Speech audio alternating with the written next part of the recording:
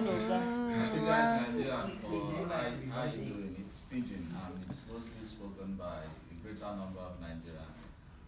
That's my name, David Francis Efiong. I'm going to be talking more like a short story, so you get to understand why I am particularly interested in stigmatized children, But for you to get that understanding and appreciate it, and also suggest ways to go about eliminating this or better still managing it, you need to appreciate a little bit of the culture.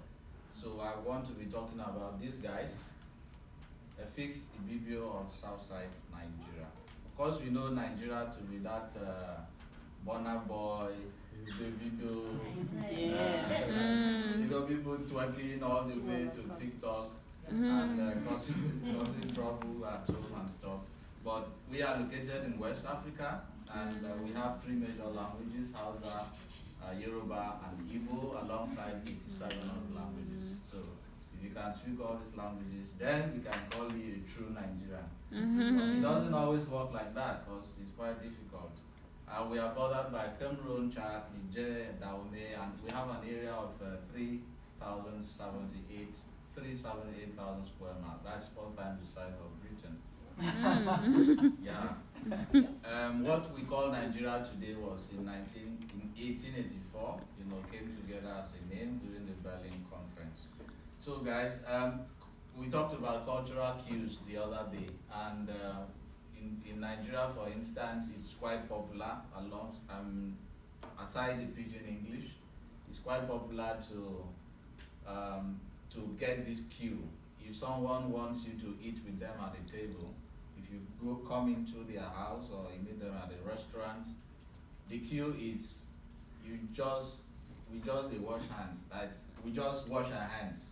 Come and eat, right? Sorry, we just wash our hands means don't join us.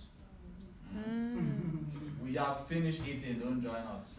But if you hear someone say something like, God don't answer your prayer, it's like, God has answered your prayer, you met us, well, come and join us.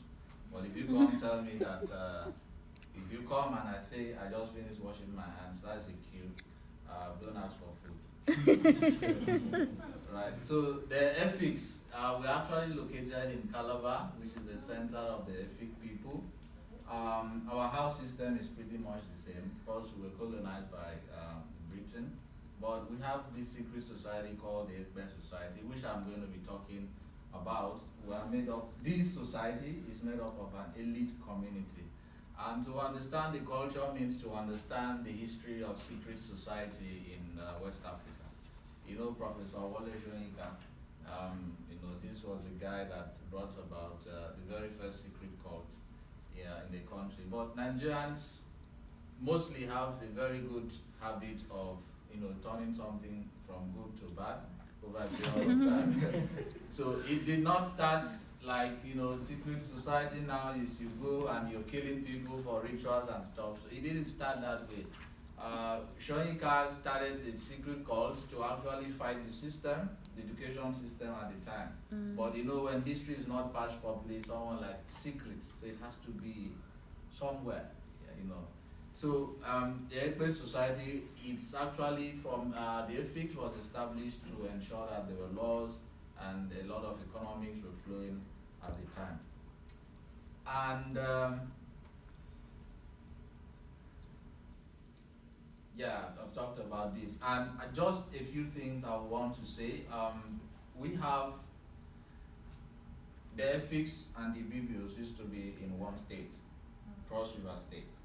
It was until 12 years ago or so that actually divided into Akwa Ibom State. The Efiks were kingly people, and they had this number of slaves called the Ibibios. They speak the similar language. The Efik is the pristine version of the Ibibio, or the kingly version of, I don't know how to put it, but if you speak in a language, there is a language that is written and there's the one that's spoken, like Greek and Koine Greek, or written Greek and spoken Greek, or English language and pidgin English, that kind of thing. So the Efiks were mostly the lesser version of the, the Ibibios were mostly the lesser version of the Efiks, but somehow they found their way apart. So there is still that tension between the two communities, between Akwa Ibom State, which came out of Cross River State, and then they have Anang, they have Oron, they have Ibibio. And these were the communities where I am presently working with. So to understand our culture, it's also to understand the culture of slavery, because Calabar actually have the first museum, slave museum in West Africa. And we have a slave harbor, meaning that's actually the place where Jumbo, maybe your friend or ancestor, was born and all that. And the rest of you must have had someone that left Africa through Nigeria, through Calabar to other parts of the world. These are notable facts about us, and I'm sure you've read it. We all heard about the Calabar Carnival. It was also the first in West Africa by one of my favorite governors. We used to be the very first capital city of Nigeria. So we moved from Calabar to Lagos, and Lagos, everybody was too mad, and then they had to take the capital to Abuja, which almost was the central, now is the central administrative power. Another thing to note too is we boast of having the very first photo studio out of West Africa from CD. So this is how our king looked like. Still look like this, but a bit of English here and there. Oh my God. Yeah, understanding masquerades. I don't know, if I have a child now, and the child comes to tell me that I want to join the Efiks Society, I don't know how I would look at him, or if I would encourage him or not. Ironically, when I was 18, I used to love this stuff. In fact, I actually wore one of them, but my dad didn't know about it. I mean, he doesn't need to know, right? It was fun. So one of what we used to do then, this is like the king of masquerades. You have this presented to people in different cultural events and stuff, and then you also have other lesser masquerades, the ones that women are not supposed to see, even though now they are so daring, quality and stuff. And you also have those that appear at certain times in a day and exit at certain times in a day. These masquerades, traditionally, their job was to ensure that they were the what's it called? The police, cultural police of Calabar. So anytime you do something that's against the law, or they will send you to the Efiks Society, and they will deal with you accordingly to your sins. So these are a few things that you could also note about it. We are very good with chants, with songs, with folklore, with dancing. I've tried to dance, it didn't work. But there are many places where you can also see this masquerade, and one of such is during the coronation of the king. Always you see the Efiks masquerade at burial of chieftaincy celebrations, and then other celebrations. But only males are actually supposed to be there. Our women are lovely, and there is this bias about Efik Ibibio women, generally speaking, in Nigeria. If you mention Efik Ibibio, there is an accent that is being mimicked. If you watch a lot of Nigerian movies, you will always see Atim, Okun, Akban, all those names, accompanying either the gate man. Okay, the gate man mostly Fulanis or those from the north. But your chef, like the person that cooks in your house in those movies, I will definitely bear names from our place. So the bias is that these guys love eating and they love cooking, right? Another bias, which I don't know if I should make it popular here, but I'll still say it because I think we have incredible brains. The fact that people believe that our women are, I shouldn't say. We want to know. Now we want to know. I shouldn't say.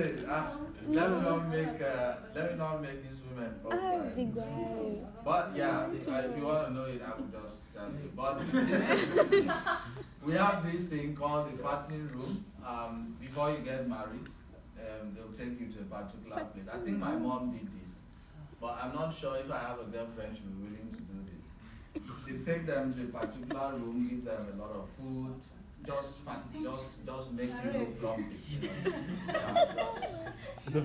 So you eat and eat and eat. You don't do anything, just eat, wake up, sleep, eat, wake up, you know, just like a baby. And the idea is to ensure this is that interesting. In seclusion, you are given the best type of training.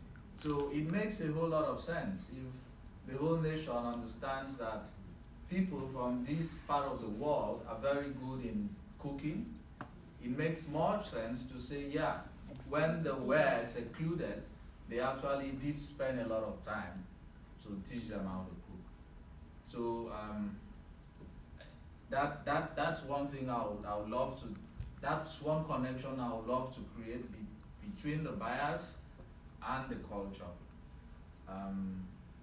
So they get to learn that, and they get to be taught cultural dances like the kombi, folklore, songs, and other forms of entertainment, just to make sure that they prepare them for marriage and womanhood.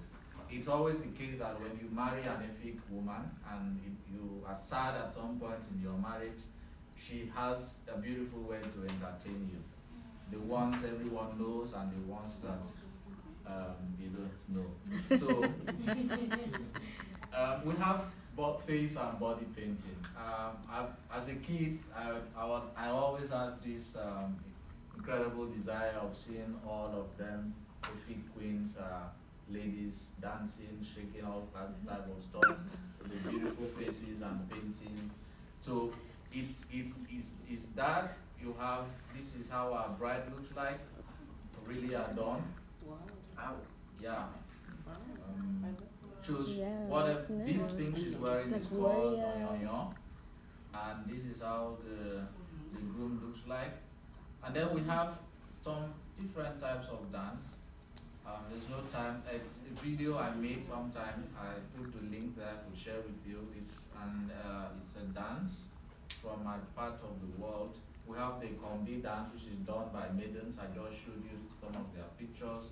And then Abang symbolizes, it means pot, symbolizes fertility. It originated from worshipping water goddess Ndem. It's also a tribute of gratitude. Okay, and you get to see how the culture really influenced the religious practice. Superstition is really high because for you to have children, there is a God, and then ensures that you are blessed with children. If you don't have children, there is always a cause. So in philosophy, you have that cause and effect, and it works really in principle and even in practice in my place. If you are not married and you are not attracted to anyone, or you have a problem with a particular social issue, then there is a God that is responsible. There's something, there's always a reason. There's always a reason for it. I did write a bit of history here about towns, but I'll leave that to share with you guys. Our food culture, we have 5 ceremonial foods. Unfortunately, I can only prepare 4, not 5. But I can't prepare jollof rice. It doesn't always make sense to me. But ekpang pupwa, I can prepare that. Afia fere is made of yam, like you have to pound it and stuff. Jollof rice, okay. Afang soup, edikang soup. This, in every ceremony, you will definitely see these meals, and they are really rich as well, as you can see. And people have this. They put a lot of animals inside the pot. And then we have our beverages.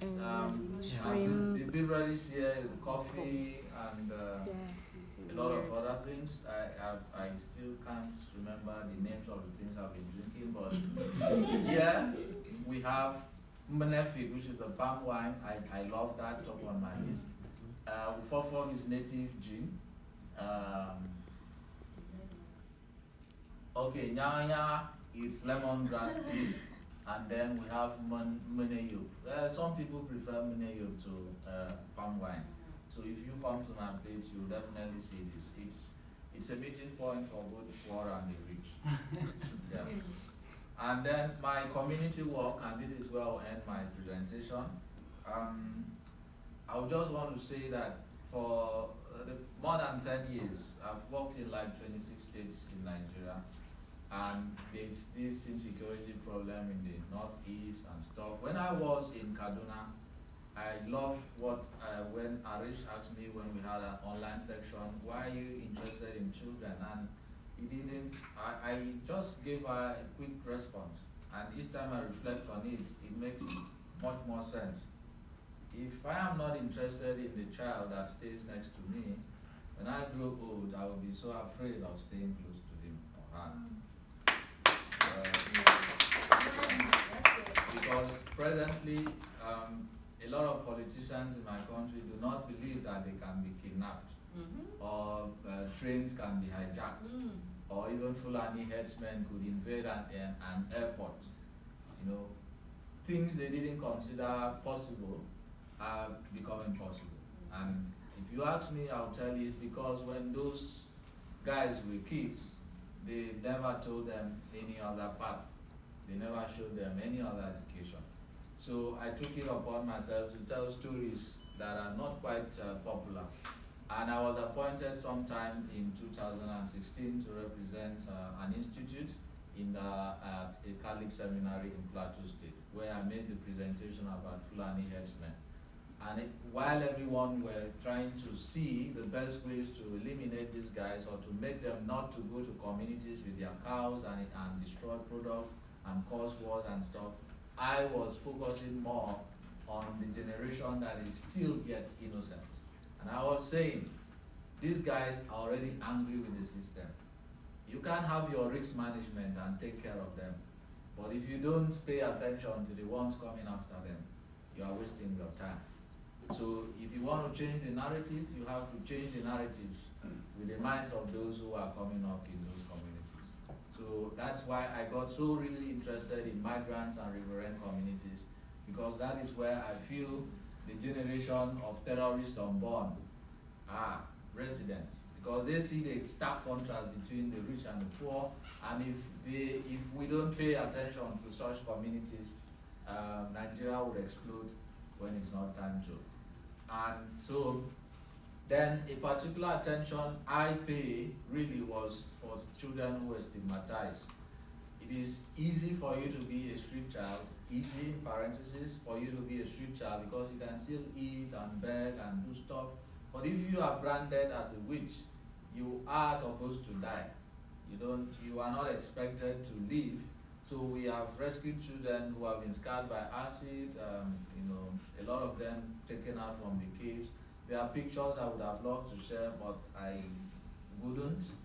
And but if you go to the internet, you can see all this. Religious superstition also is a thing.